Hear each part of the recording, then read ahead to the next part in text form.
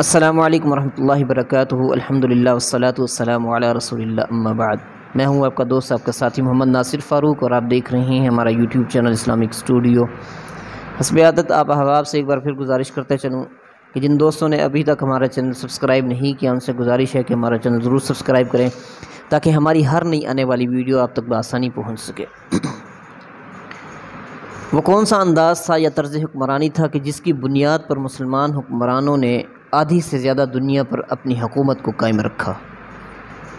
اسی زمن میں ایک بہت ہی بہترین واقعہ حضرت عمر فاروق رضی اللہ تعالی عنہ کے حوالے سے علامہ ابن کثیر نے اپنی کتاب البدایہ والنہایہ کے اندر ذکر کیا ہے کہ حضرت عمر فاروق رضی اللہ تعالی عنہ اپنی عادت کے مطابق گشت پر تھے، اور ان کے ساتھ ان کے ساتھی، ان کے دوست جلیل القدر صحابی حضرت عبد الرحمن بن عوف رضی اللہ تعالی عنہ بھی تھے کہ دور سے انہوں نے آگ کا ایک الاؤ دیکھا، آگ جلتی ہوئی دیکھی۔ حضرت عمر فاروق رضی اللہ تعالی عنہ اس آگ کی طرف چل پڑے اور دیکھا کہ وہاں ایک خاتون اپنے 3 بچوں کے ہمراہ بیٹھی ہوئی ہے۔ ان میں سے ایک بچہ اپنی والدہ سے یہ کہہ رہا ہے کہ امی، میرے ان آنسوؤں کو دیکھو، ان پر ترس کھا کر کچھ کھانے کو دو، جبکہ دوسرا بچہ یہ کہہ رہا تھا اگر مجھے کھانے کو کچھ نہیں ملا تو میری موت واقع ہو جائے گی، اور تیسرا بھی یہی کچھ کہہ رہا تھا۔ حضرت عمر فاروق رضی اللہ تعالی عنہ ان کی یہ بات سن کر بہت ہی زیادہ غمگین ہوئے، اور اس عورت کے پاس جا کر بیٹھ کر اس کا حال پوچھنے لگے، اور اس سے کہا کہ تمہاری یہ حالت، اس کا کون ذمہ دار ہے؟ تو اس عورت نے حضرت عمر فاروق رضی اللہ تعالیٰ عنہ کو یہ کہا کہ اس کا ذمہ دار مسلمانوں کا خلیفۃ المسلمین عمر ہے۔ تو حضرت عمر فاروق رضی اللہ تعالیٰ عنہ نے اس خاتون سے یہ پوچھا کہ کیا کسی نے تمہارے اس حال کا ذکر مسلمانوں کے خلیفہ سے بھی کیا ہے کہ نہیں؟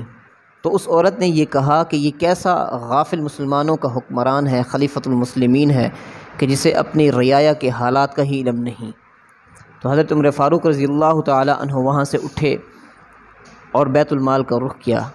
وہاں پر بیت المال کے چوکیدار سے کہا کہ بیت المال کا دروازہ کھولو۔ اس نے دروازہ کھولا۔ حضرت عمر فاروق رضی اللہ تعالی عنہ نے ایک آٹے کی بوری، ایک گھی کا ڈبہ اور اسی طرح ایک شہد کا ڈبہ اٹھایا۔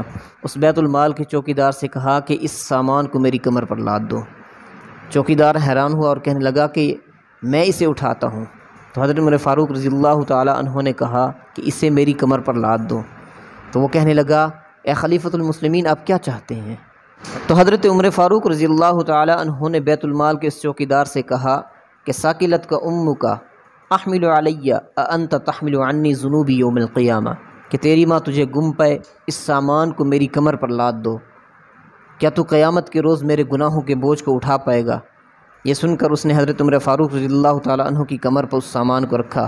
حضرت عمر فاروق رضی اللہ تعالی عنہ وہ سامان لے کر اس خاتون کی خدمت کے اندر پہنچے۔ اس خاتون نے اس سامان میں سے کچھ آٹا نکال کر اسے گوندھا، پکایا۔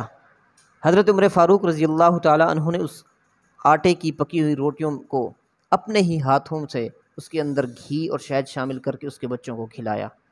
کھانا کھلانے کے بعد حضرت عمر فاروق رضی اللہ تعالی عنہ کے اس عمل کو دیکھ کر وہ عورت حضرت عمر فاروق رضی اللہ تعالی عنہ کو کہنے لگی کہ واللہ انک احقم بالخلافۃ من عمر، کہ اللہ کی قسم یقیناً تو عمر سے زیادہ اس خلافت کے منصب کا لائق ہے۔ تو حضرت عمر فاروق رضی اللہ تعالی عنہ نے اس خاتون سے کہا کہ صبح اپنی یہ شکایت خلیفۃ المسلمین کے دربار میں ضرور درج کرانا۔ صبح کا سورج طلوع ہونے کے بعد وہ عورت خلیفۃ المسلمین کے دربار کے اندر پہنچی، اور وہاں اس نے 3 اشخاص کو پایا، جن میں ایک حضرت علی بن ابی طالب رضی اللہ تعالی عنہ اور حضرت عبداللہ بن مسعود رضی اللہ تعالی عنہ، اور تیسرے اور شخص۔ یہ دونوں شخص اس تیسرے شخص کو خلیفۃ المسلمین کہہ کر مخاطب کر رہے تھے۔ اس عورت نے اس شخص کو پہچان لیا اور بہت ہی شرمندہ ہوئی، کیونکہ یہ تیسرا شخص وہی عمر بن خطاب رضی اللہ تعالی عنہ ہی تھے جو خلیفۃ المسلمین تھے۔ یہ بہت شرمندہ ہوئی۔ تو حضرت عمر فاروق رضی اللہ تعالی عنہ نے اس خاتون سے کہا کہ اپنی اس شکایت کو مجھے بیچو یا مجھے فروخت کرو۔ یہ خاتون بہت حیران ہوئی کہ میں اپنی شکایت کو کس طرح بیچوں، جبکہ حضرت عمر فاروق رضی اللہ تعالی عنہ اپنی اس بات پر بضد اور بار بار اصرار کر رہے تھے کہ اپنی اس شکایت کو، جس کے متعلق رات میں نے تمہیں کہا تھا کہ خلیفۃ المسلمین کے دربار میں ضرور پیش کرنا، وہ مجھے بیچو۔ بالآخر وہ عورت اپنی اس شکایت کو بیچنے پر رضامند ہوئی۔ تو حضرت عمر فاروق رضی اللہ تعالی عنہ نے اس خاتون کی اس شکایت کو 600 درہم کے اندر، جو کہ ان کے ذاتی مال میں سے تھے، اس کے عوض خرید لیا۔ خریدنے کے بعد حضرت علی رضی اللہ تعالی عنہ کو بلایا اور کہا کہ قلم اٹھاؤ اور لکھو کہ اس خاتون نے خلیفۃ المسلمین کو اپنی شکایت 600 درہم کے اندر فروخت کی ہے۔ اس عورت سے معاملات طے ہونے کے بعد حضرت عمر فاروق رضی اللہ تعالی عنہ نے یہ بھی کہا کہ اذا انا مت فدعوها فی کفنی حتی القا بها اللہ تعالی، کہ جس وقت میں مر جاؤں یا مجھے موت آ جائے تو اس رکے کو، اس معاہدے کو میرے کفن کے اندر رکھ دینا، حتیٰ کہ میں اس معاہدے کے ساتھ، اس رکے کے ساتھ اپنے رب کے ساتھ ملاقات کر لوں۔ یہ تھا وہ راز کہ جس کی بنیاد پر مسلمان حکمرانوں نے آدھی سے زیادہ دنیا پر حکومت قائم کی۔ اللہ تعالی ہم سب کا حامی و ناصر ہو، اللہ تعالی ہم سب کو اپنی حفظ و امان کے اندر رکھے۔ والسلام ورحمۃ اللہ وبرکاتہ۔